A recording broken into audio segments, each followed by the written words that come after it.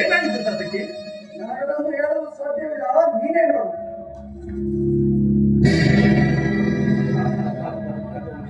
ಅಣ್ಣನಾದ ದುರ್ಯೋಧನನು ನನಗಿಂತಲೂ ಮೊದಲು ದ್ವಾರಕೆಯಲ್ಲಿ ನಿನ್ನ ಆಲಸ್ಯ ಪ್ರವೃತ್ತಿಯಿಂದ ಇಂದು ದುರ್ಯೋಧನನ್ನು ಶ್ರೀಕೃಷ್ಣ ಪರಮಾತ್ಮನ ಸಹಾಯವಾಗಿದ್ದರು. ಎಂತಹ ವಿಡಂಬನೆ ಮಾಡ್ತಾರ.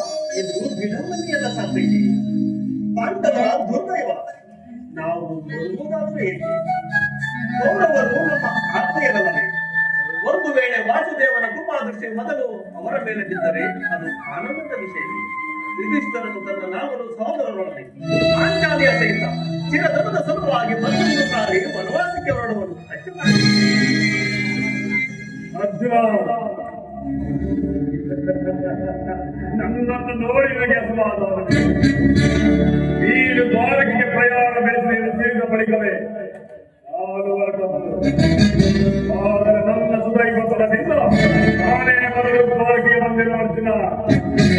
ಸೋದರ, ಗುರು ಸನ್ನಿಧಿಗೂ ದೇವ ಮಂದಿರಕ್ಕೂ ಮನವು ಹೋದರೇನು, ಕೊನೆಗೆ ಹೋದರೇನು, ಅವರವರ ಪಾಪಾನುಭವವಾದ ಫಲಗಳು ಲಭಿಸೇ ಲಭಿಸುವುದು. ಅವಾಗೆಂದು ಸುಮ್ಮನೆ ಕುಳಿತರೆ ಕಾರ್ಯವಾದೀತ ನಂಜಯ. ಇಂತಹ ಸಮಯದಲ್ಲಿ ಮಹತ್ವಗಳಿಗಾಡಿದರಲ್ಲವೇ ಹಲವು ರಾಜನ ಸಹಾಯ ಸಹಕಾರಗಳು ನಮಗೂ ದೊರಕುವುದು.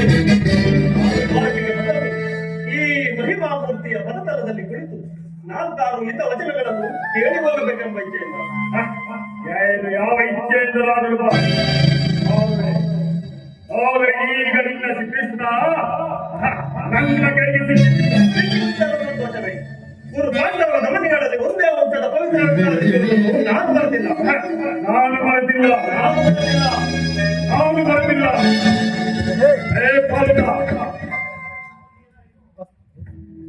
ಹತ್ತಿರಾವತಿ ಮಡಿಕೊಳ್ಳವನ್ನು ಗಳಿಸಬೇಕೆಂಬ ಸತ್ಯ ಇಚ್ಛೆಯು ನಿನ್ನಲ್ಲಿವರೆಗೂ ಕಳೆದು ತಂದಿರುವುದು.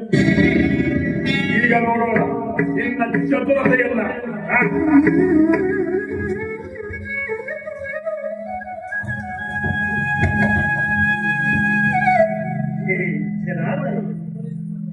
ಜಾಗರೀತನಾಗುತ್ತದೆ.